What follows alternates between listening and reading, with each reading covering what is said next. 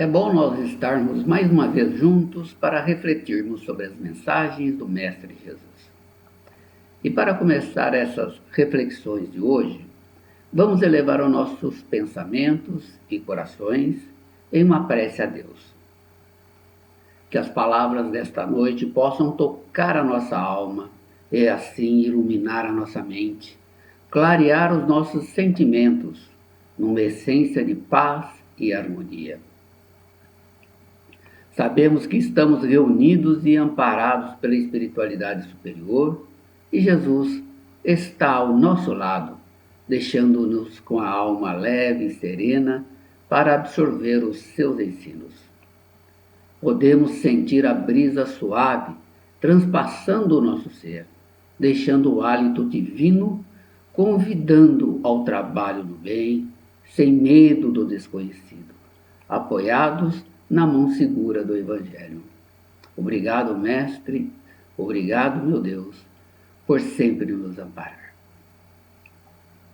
E assim, estamos preparados para nós iniciarmos o capítulo 19 do Evangelho segundo o Espiritismo, que ele tem como tema principal a fé transporta montanhas.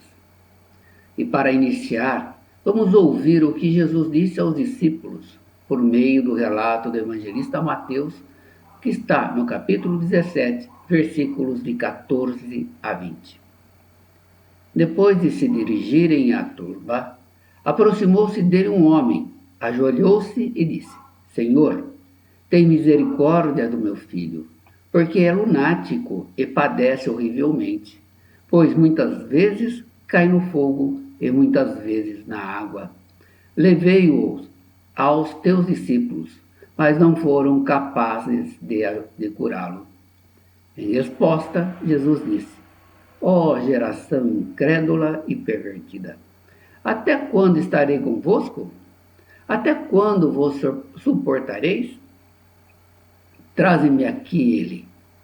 Jesus o repreendeu e o daimon saiu dele, e o menino foi curado a partir daquela hora. Então, os discípulos, aproximando-se de Jesus em particular, e disseram: Por que não fomos capazes de expulsá-lo?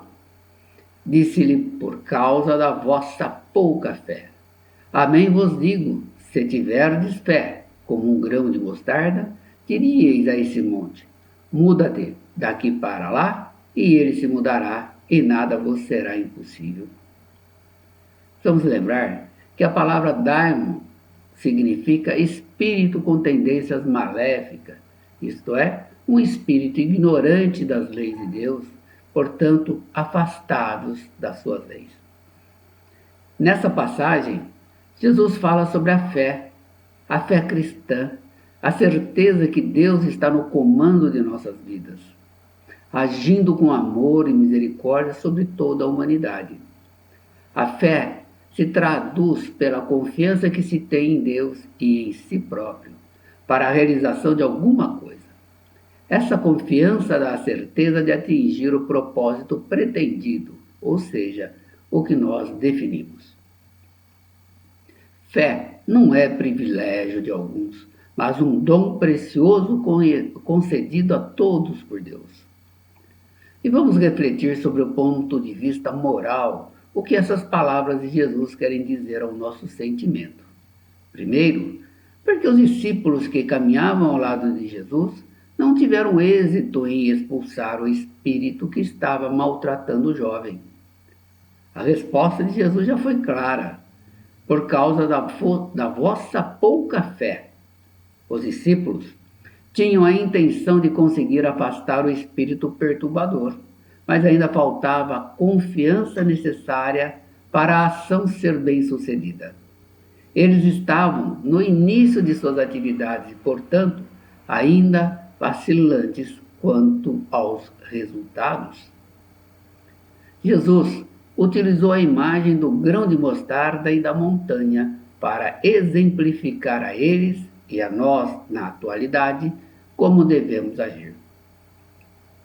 Sabemos que o grão de mostarda é das menores sementes que existem, tendo aproximadamente 2 milímetros de diâmetro.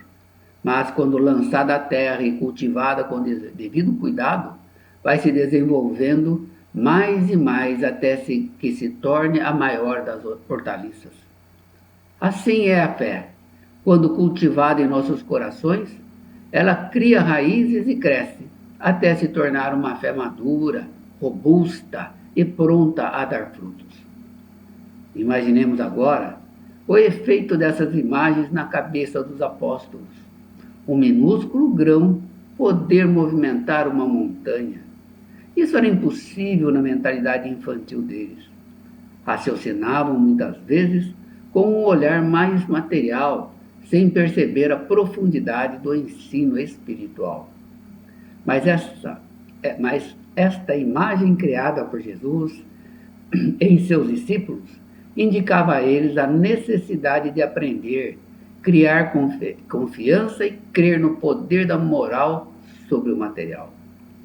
Jesus não estava falando de coisas materiais, e sim das coisas espirituais, sendo as montanhas referidas por ele as nossas dificuldades do dia a dia, as nossas resistências em promover as mudanças íntimas de cada um, a má vontade em realizar as tarefas diárias, a revolta contra os males do corpo, a hesitação em afastar de nós os interesses materiais, o egoísmo, a cegueira do fanatismo, o orgulho e as ideias pré-concebidas, entre outros males internos de cada um de nós.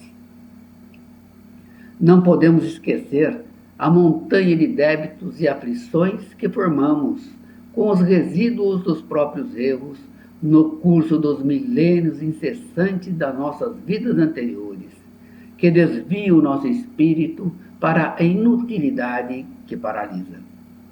E essa advertência do Cristo é para nós o convite para abrir a nossa mente, levar o nosso coração ao estudo do Evangelho, com o firme propósito de nos reformarmos intimamente, vivenciando e agindo no bem. A fé, assim adquirida, é robusta, dá perseverança, energia e os recursos que nos levam a vencer obstáculos. Quando estamos com a fé vacilante, o resultado é a incerteza e a hesitação da qual os nossos adversários aproveitam essa brecha. A fé, assim, não procura os meios de vencer porque não acredita que possa vencer. Outra maneira de entender a fé é como sendo a confiança que temos na realização de um propósito, a certeza de atingir determinado objetivo. Dessa maneira, recebemos uma espécie de lucidez que permite sentir em pensamento a meta que se quer alcançar e os meios de se obter, de modo que a caminhada seja com absoluta segurança. A fé sincera e verdadeira é sempre calma, paciente, porque tendo o seu ponto de vista de apoio na inteligência e na compreensão das coisas, tem a certeza do objetivo a ser alcançado. Não podemos confundir esta determinação e coragem que a fé nos proporciona como uma presunção, porque presunção é vaidade, orgulho e arrogância. A presunção, cedo ou tarde, recebe o seu castigo pela decepção e fracassos que são aplicados. E a fé verdadeira, ela caminha com humildade, porque quem a possui deposita mais confiança em Deus do que em si próprio, por entender que somos simples instrumentos da vontade divina. A fé verdadeira é sempre auxiliada pelos bons espíritos na execução dos nossos objetivos. Pelo poder do pensamento e da vontade, podemos agir sobre o fluido universal, modificando a sua qualidade. Se essa atuação for voltada ao bem e secundada por fé ardente, poderemos operar grandes fenômenos.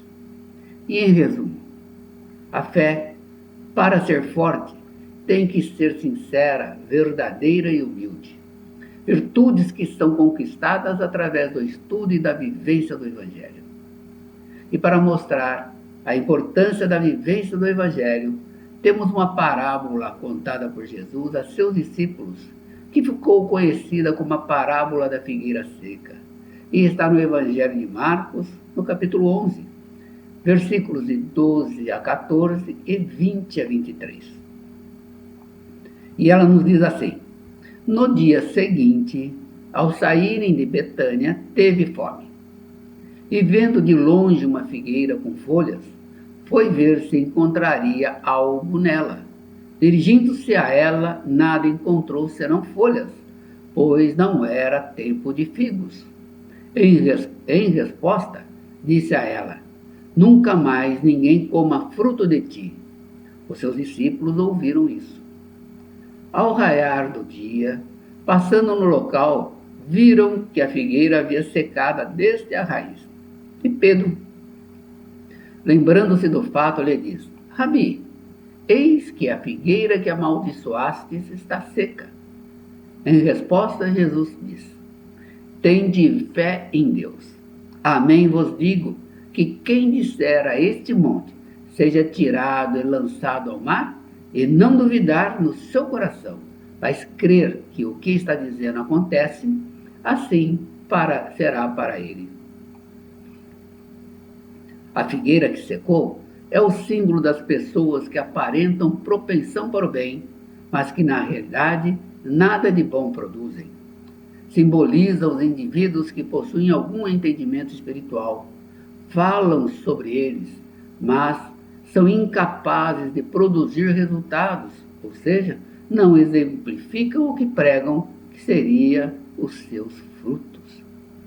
O homem só produzirá no momento certo, depois de absorver os valores intelectuais e morais. E essas conquistas irão produzir frutos do bem.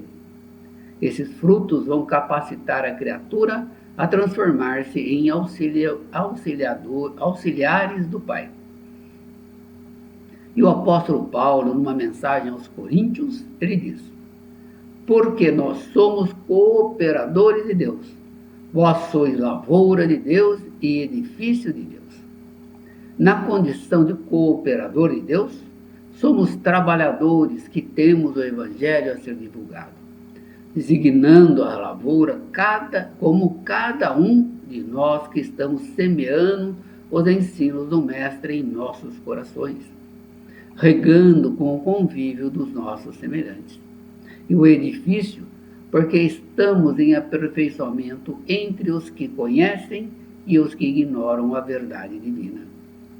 O serviço é de plantação e edificação, reclamando esforço pessoal e boa vontade para com todos, porquanto, de conformidade com a própria simbologia do apóstolo, o vegetal pede tempo e carinho para desenvolver-se, e a casa sólida não se ergue num dia.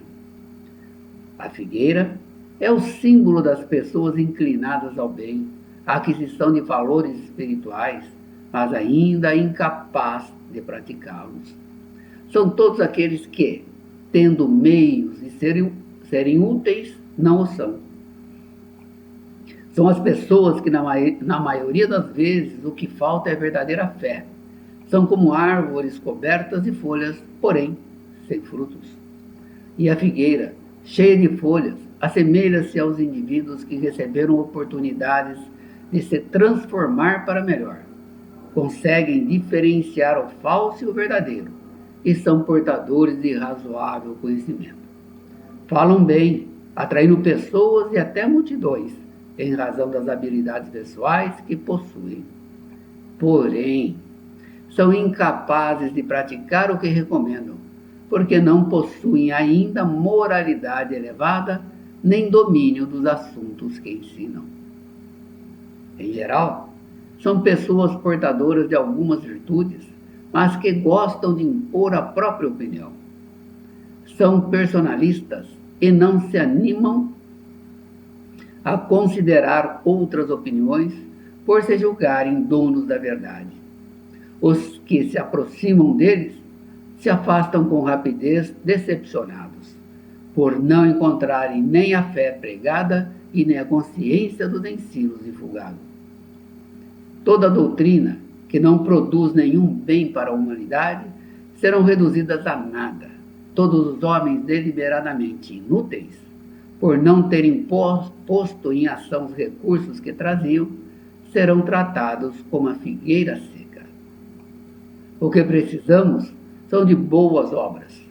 A religião do Cristo não é a religião das folhas, mas sim a dos frutos. E o Evangelho de Jesus é o sol que abre caminho entre o sereno da noite e o desabrochar de um dia radiante, feliz e alegre. Vamos ser a semente do grão de mostarda pronta para produzir e alimentar os corações sedentos de alívio, esperando a oportunidade de perdão com o nosso trabalho no próximo. O Mestre está mostrando que ainda somos carentes em compreensão da vida espiritual e deixamos que os nossos desafios materiais dominem as nossas atitudes e, na maioria das vezes, acabam vencendo as nossas forças. Que a nossa fé seja hoje o instrumento de renovação dos nossos próprios caminhos e, utilizando-a na obra paciente do amor, construiremos um novo hábito de vida. É necessário, assim, alterar a paisagem de nossa vida íntima, para que a fé viva, nasça e se desenvolva em nossos destinos, por gradativo investimento de força transformadora e criativa, dotando-nos de abençoadas energias para nossas realizações de ordem superior. E hoje, nós vamos finalizar a nossa mensagem com um trecho da mensagem de Emmanuel, que foi psicografado por Chico Xavier, e ela é intitulada Na Sementeira da Fé. Para que possamos movimentar a fé no plano exterior, é imprescindível venhamos a possuí-la ainda mesmo na diminuta proporção de uma semente de mostarda no solo do nosso próprio espírito. Assim, pois, é indispensável arrotear a terra seca e empedrada do nosso mundo interior para ambientar em nosso coração esta planta divina. A vida é qual fazenda valiosa de que somos usufrutuários felizes, mas não podemos aprimorá-la ou enriquecê-la, confiando-nos à preguiça ou à distração. O proprietário da vinha não cederia ao lavrador uma enxada com destino à ferrugem. A gleba das possibilidades humanas, em nossas mãos, reclama trabalho incessante e incansável, boa vontade. É imperioso remover no campo de nossa alma os calhais da indiferença e drenar, na vasta extensão de nossos desejos, os charcos da ociosidade e do desânimo. Serpes traiçoeiras e vermes daninhos ameaçam-nos a sementeira de elevação por todos os lados, e detritos de variada natureza tentam sufocar indistintamente os germes dos nossos pequenos impulsos para o bem. É necessário, assim, alterar a paisagem da nossa vida íntima, para que a fé viva nasça e se desenvolva em nossos destinos, por gradativo investimento de força transformadora e criativa, dotando-nos de abençoadas energias para as nossas realizações de ordem superior. Se tiverdes fé do tamanho de um grão de mostarda, disse o Senhor, adquirireis o poder de transportar montanhas. Aproveitemos desse modo a luta e a dificuldade que a experiência nos oferece a cada dia, e habilitar-nos-emos a converter as sombras da nossa antiga animalidade em divina luz da espiritualidade santificante para a nossa ascensão à vida eterna. E com essas reflexões, nós vamos poder iniciar o trabalho no bem, fazendo já a nossa vibração, que é a doação dos nossos melhores sentimentos às pessoas que amamos. Então eu convido a todos vocês para nós fazermos a nossa vibração. E para essa vibração, vamos convidar o Mestre Jesus para nos acompanhar, porque a companhia do Mestre nos dá força e confiança. Mestre Jesus, vamos até nossos lares, aonde estão as pessoas que convivem conosco, estão no dia a dia, ali abraçando, conversando, trocando ideias. Vamos nos crescendo, vamos nos amando, vamos trocando de modo que nós possamos ser caridosos uns com os outros, pacientes. E isso vai criando a áurea do bem na nossa família. Então vamos abraçar a cada um deles. E aquele que é um pouquinho mais difícil do nosso convívio, vamos apertar, abraçá-lo fortemente em nosso peito, para que ele sinta o pulsar do nosso coração. Mas é o coração de alegria, de estarmos juntos e podermos caminhar rumo às paragens do Mestre Jesus. Vamos então vibrar por todos os nossos familiares.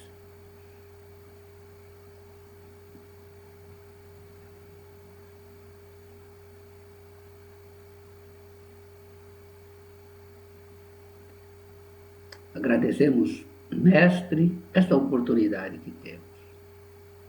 Estamos também com uma pessoa que queremos ajudar, porque queremos estar mais próximo, aliviar um pouco a sua dor.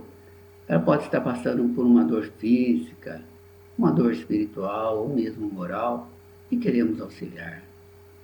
Então, ao lado do Mestre, vamos até essa pessoa, segurar em suas mãos, porque muitas vezes, nestas condições, nós nos sentimos desamparados, sem chão. E essa mão que nos segura vai dar para nós a sensação do amparo que chegou no momento certo. Vamos ouvir as suas reclamações e lamentações, para que ela possa tirar dentro de si todo esse rancor e dor, abrindo caminho para que entre ali as sementes do Evangelho de Jesus, que vai fortalecê-la, para que ela possa encontrar a luz tão necessária para a sua recuperação. Vibremos então por este irmão.